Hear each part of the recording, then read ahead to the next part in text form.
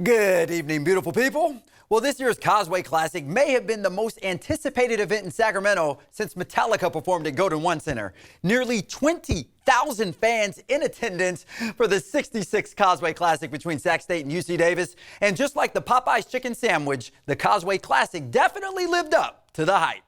Fourth-ranked Sac State welcoming in UC Davis. A lot of history between these two squads. And check this out, 19,882 fans in Hornets Stadium, which is the second largest home crowd in school history. But that home crowd would be disappointed for most of the first half. Aggies would actually jump out to a 17-3 lead midway through the second quarter. But just like Eminem and 8 Mile, Sac State would make a comeback with less than 3 minutes in the half. Thompson takes the snap, runs in for the touchdown. That would cut UC Davis's lead 17-10.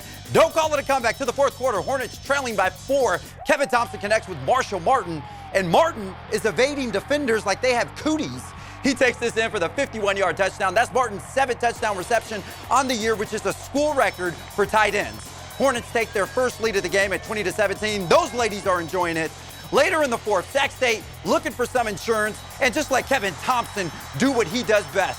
Oh yes, he's more reliable than a Denny's at 3 a.m. Thompson runs in for the 33-yard score. He had a monster game. Thompson accounted for 416 yards of total offense, 3 touchdowns. Sac State scores 24 unanswered points to win this one, 27-17. And when you win the Causeway Classic, you get to hold that trophy. Let's talk to the man of the hour. It feels great. We had a great week of preparation, I felt like, but we knew this was going to be a tough game, rivalry game, and they're a really good team. They're really talented, and they played really hard all the way through the end, and we were just kind of able to will it and continue to execute, even though we struggled a bit offensively early on. And man, this is just an amazing feeling to do this for these seniors here. It's you're into the game and behind and trying to come back, and then all of a sudden you break it open a little bit, and then the next thing you know, you're Big Sky champ. So it's all sinking in, but I think these guys, you can see the celebration at the end. This is a group that's been through a lot.